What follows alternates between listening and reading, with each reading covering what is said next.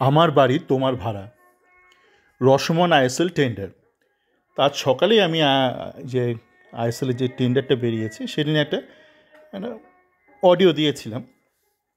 তো অডিও দেওয়ার পর আজকে দিনের বেলা যখন অফিসে কাজ করছি, তো আমার পরিচিত এক ইস্ট বেঙ্গল ফ্যান কিছু কিছু প্রশ্ন করলো আমাকে টেন্ডার নিয়ে। তখন কাজের ফাঁকে ওই পিডিএফটা একটু চোখ বুলাতেই দেখলাম একটা রসমন এফেক্ট হয়ে গেল। এবার রসমন এফেক্ট কি, মানে রহস্যময় না, রসমন রসমন একটা সিনেমা, আকিরা কুরোসাওয়ার একটা বিখ্যাত সিনেমা। সেখানে রয়েছে একটা ঘটনা, আপনি যখন বিভিন্নভাবে দেখছেন তো আপনার মধ্যে বিভিন্ন সত্যের উপলব্ধি হচ্ছে, মানে আপনি বিভিন্ন দর্শন পাচ্ছেন। যেমন হস্তি দর্শন আছে না, অন্ধের হস্তি দর্শন। তো সেরকমই আমি গতকাল বা আজকে সকালে যে অডিওটা দিয়েছি সেখানে অনেক কিছু বলেছি, অনেক কিছু মিস করে গেছি। তখন আমি বলেছিলাম, মানে আমি জাস্ট গতকাল যখন পেয়েছিলাম, মানে যখন পাবলিশ হয়েছিল রাত হয়ে গেছে, তখন জাস্ট চোখ বুলিয়েছি, তো অত তলিয়ে ভাবিনি যে। তো আজকে যখন দেখতে গেলাম তো দেখলাম একটা বেশ আমার বাড়ি তোমার ভাড়া হয়ে গেছে ব্যাপারটা। এখন এখানে একটা ভালো ব্যাপারও আছে, একটা মন্দ ব্যাপারও আছে। তো প্রথমে আমি ভালো ব্যাপারটা বলে নিই, তারপর আমি মন্দ ব্যাপারটা বলবো।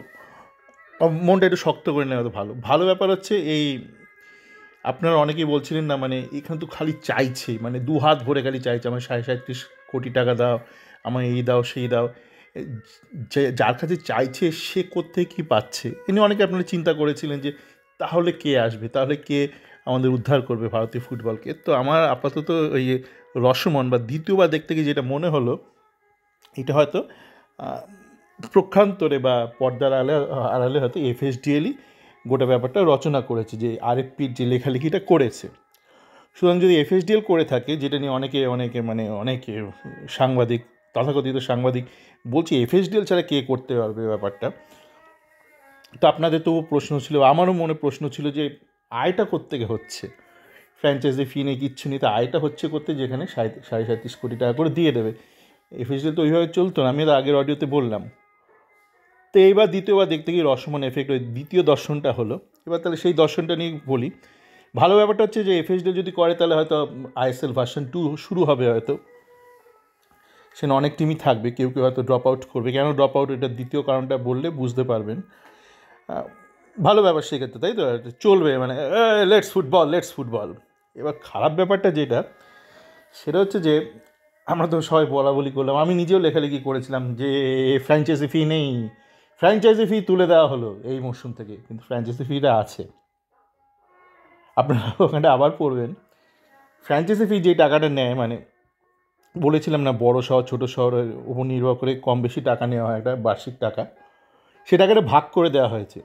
যেখানে বলছে ফ্র্যাঞ্চাইজি ফি নেই, তার পরবর্তী লাইনেই বলছে যে বেসরকারি কোম্পানিকে দায়িত্ব দিচ্ছে টুর্নামেন্ট চালানো। ধরে নিলাম আমরা এফএসডিএল, আলোচনার খাতিরে আমরা এখন থেকে এফএসডিএলের নামটাই আলোচনা করব। বলছি এফএসডিএলকে প্রত্যেকটা ক্লাবকে, পুরনো ক্লাব হলে 10% রেভিনিউ দিতে হবে। কিসের রেভিনিউ, মানে গ্রস বোধহয় বাজেটের কিছু একটা হবে, সেটা পরিষ্কার করে লেখা নেই। আর যারা নতুন ঢুকেছে পরবর্তীকালে, মানে যারা শুরুর থেকে ছিল না, যেমন ইস্ট বেঙ্গলেরা, এদেরকে 20% অফ দ্য রেভিনিউ দিতে হবে। বুঝতে পারছেন, আপনার বাড়ি ভাড়া দেবে অন্য। কেন বললাম, শুরুতে তো খুব গালভরা কথা বলেছিল আরএফপির শুরুতে, এই লিগের মালিক আমরা, আমরা অল ইন্ডিয়া ফুটবল ফেডারেশন এই লিগের মালিক। কেন বলেছিল না, কনস্টিটিউশন অনুযায়ী, নতুন কনস্টিটিউশন অনুযায়ী এফএসডিএলকে মালিক বলতে পারবে না, ফেডারেশনকেই মালিক ঘোষণা করতে হবে নিজেকে। তো বারবার বলছে আমরা মালিক আমরা মালিক, তারপরেই বলছে আমার বাড়ির ভাড়াটা না ওই এফএসডিএল কালেক্ট করবে। এটা কখনো হয়? ধরুন একটা দেশ, যে কোনো একটা দেশ, সেই দেশের প্রধানমন্ত্রী বলছে আমার দেশের যত ইনকাম ট্যাক্স কালেক্ট করবে ওই ওই ক্যালানি মার্কা একজন, ধরুন সেখানে কোনো একটা বড়ো কোম্পানি আছে, তার নাম ক্যালানি, বলছে ক্যালানি আছে, ক্যালানি কোম্পানি আমার দেশের সমস্ত ইনকাম ট্যাক্স কালেক্ট করবে, সেই ইনকাম ট্যাক্সটা ম্যানেজ করবে। এটা কখনো হয়? দেশের প্রধানমন্ত্রী বা দেশের যে সরকার বলছে আমার দেশের সমস্ত রেভিনিউ কালেকশন, সেটা জাগিরদারদের আগেকালে হতো, মানে জাগির বিক্রি করে দিত বা জমিদারি বিক্রি করে দিত, যে বলতো তুমি আমাকে একটা রাজস্ব দেবে আর তুমি নিজে যত পারো চাষিদের উপর অত্যাচার করে টাকা কালেক্ট করবে। এটা জাগিরদারি সিস্টেম, যাকে এখানে জাগিরদারি কিন্তু অ্যালাউড নয়। এখানে এই মুহূর্তে বলা হয়েছে যে আইপিএল টাইপ, আইপিএল যেমন বিসিসিআই পুরো কন্ট্রোল করে, তোমাকে পুরোটা কন্ট্রোল করতে হবে। তুমি মুখে বলছো ওপরে ওপরে আমি মালিক, আমি কমার্শিয়ালিটি এই সেই, তাও তুমি বলে দিচ্ছ ফ্র্যাঞ্চাইজি ফি নেই। কেন ফ্র্যাঞ্চাইজি ফি নেই বলছো? তখন ফ্র্যাঞ্চাইজি ফি থাকলে ব্যাপারটা বেসরকারি হয়ে যায়, ফ্র্যাঞ্চাইজি ফি নেই। এবার তুমি ফ্র্যাঞ্চাইজি ফি না বলে তুমি অন্যভাবে টাকাটা কালেক্ট করছো, দুটো ভাগে কালেক্ট করছো। এক হচ্ছে ওই বলছে 10% অফ রেভিনিউ আর 20% অফ রেভিনিউ দিয়ে দিতে হবে। কেন দিতে হবে? কোন ট্যাক্স এটা দিতে হবে? কোন ট্যাক্সও বাবা? আর লেখেও নাকি জাস্ট বলেছে দিয়ে দিতে হবে 10% 20%, মানে এটাকে জিএসটি বলছে নাকি ইনকাম ট্যাক্স বলছে নাকি কী ট্যাক্স, নাকি আর সিন্ডিকেট ট্যাক্স, এই মস্তানি ট্যাক্স, পাড়ার ট্যাক্স, এই পার্টি ট্যাক্স, লাল ট্যাক্স, গেরুয়া ট্যাক্স, নীল ট্যাক্স, মানে কোনো ট্যাক্স মানে কিসের ট্যাক্স বলা হচ্ছে না, দিয়ে দিতে হবে ফ্ল্যাট। নাম দেয়নি, নাম বললে আবার যদি কিছু মনে করে। আর দ্বিতীয়টা কি, আপনারা জানেন যে একটা যেটা আয় হয়, যে কমার্শিয়াল যে ধরুন টিভি রাইটস বা করে একটা আয় হয়, সেই একটা 10 কোটি টাকা বা 8 কোটি টাকা একটা ফেরত পায় এই ক্লাবগুলো একটা সেন্ট্রাল পুল থেকে, সেই টাকাটাও দেবে না।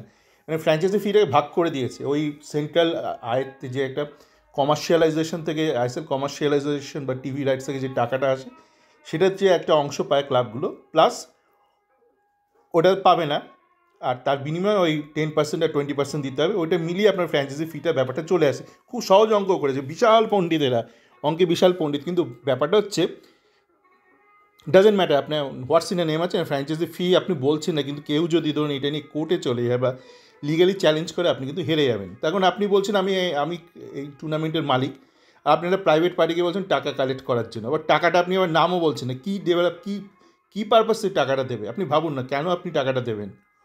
তো ক্লাবগুলো তাহলে চলবে কী করে? মানে ক্লাবের তাহলে ওই কোনো সেন্ট্রাল আপনি যতই কমার্শিয়ালাইজেশন করুন আগামী দিনে, টিভি রাইটস এই রাইটস, কোনো টাকা ওখান থেকে পাবেন না। আপনি আপনার পয়সায় টিম বানাবেন, আপনার পয়সায় হোস্টিং করবেন টুর্নামেন্ট, ঠিক করে আপনার ওখান থেকে একটা 10% কেউ পুরোনো ক্লাবরা 10% দেবে, নতুন ক্লাবরা 20% দেবে। তার সাথে সাথে আপনি যে টাকাটা পেতেন, টাকাটা পাচ্ছেন না। মানে ব্যাপারটা ফ্র্যাঞ্চাইজি ফি। তো এই ফ্র্যাঞ্চাইজি ফিটা নিয়ে কিন্তু যে কেউ চ্যালেঞ্জ করতে পারে, মানে ডাজেন্ট ম্যাটার আপনি বললেন আপনি এই মেয়েটাকে বলাৎকার করেছেন, নাকি আপনি মেয়েটার সঙ্গে জবরদস্তি করেছেন, নাকি মেয়েটার সঙ্গে তার ইচ্ছার বিনিময়ে কিছু করেছেন, কর্মটাই আসল, নামটাতে কিছু এসে না। আপনি ফ্র্যাঞ্চাইজি ফি না বলে বলতেন গিফট ট্যাক্স। কেন গিফট ট্যাক্স? বলতে পারেন ডোনেশন ট্যাক্স, বা ডোনেশন, ডাজেন্ট ম্যাটার। এই টাকাটা আপনি কেন একটা বেসরকারি সংস্থাকে দেবেন, যেখানে টুর্নামেন্টের মালিক কিন্তু অল ইন্ডিয়া ফুটবল ফেডারেশন। তো এইটা হচ্ছে খারাপ ব্যাপার। খারাপ ব্যাপারটা হচ্ছে যে প্রচুর লোক তো আছে, মানে আমি না, মানে এরকম প্রচুর লোক আছে যারা কাঠি করার আছে, কেউ কেউ ন্যায্য কারণে কাঠি করে, কেউ জাস্ট কাঠি করার জন্য কাঠি করে। তো একটা ব্যক্তিও যদি এই ব্যাপারে নিয়ে কোর্টে চলে যায়, এই গোটা আরএফপিটা ঝুলে যাবে, গোটা আইএসএলের মডেলটাই ঝুলে যাবে, মানে আইএসএল ভার্সন 2টা কিন্তু ঝুলে যাবে। সেক্ষেত্রে রসমন এফেক্ট করেও লাভ হবে না। মানে জানি না, মানে এরা কেন করে। আমার সেই দুর্গাপুরের কথা মনে পড়ছে, মানে জানেন তো এরা কি কেচ্ছা কী হয়ে গেছে বয়ফ্রেন্ড গার্লফ্রেন্ডের, মানে কেন, মানে জানি না, মানে এরা সব ধাইকিরিকিরি পার্টি হয়ে গেছে। মানে আমার দেশে এখন ধাইকিরিকিরি মানে দিন আনি দিন খাই হয়ে গেছে, মানে ওয়ান ডে গ্লোরি হয়ে গেছে। আজকের দিনে একটা বলে দেবো আমার বলাৎকার হয়ে গেছে, গণবলাৎকার হয়ে গেছে, কালকে যা ইচ্ছা আমার বাবা এসে ক্ষমা টমা দিয়ে চলে যাবে, এরকমই। আর বলে দিচ্ছি আজকে ফ্র্যাঞ্চাইজি ফি উঠে গেছে, পরবর্তী লাইনে লিখে দিচ্ছি অন্য খাতে আমি টাকাটা তুলবো। জানি না এটা মানে কোন ধাইকিরিকিরি এদের মাথায় ঢুকে গেছে। চলে, ভালো থাকবেন।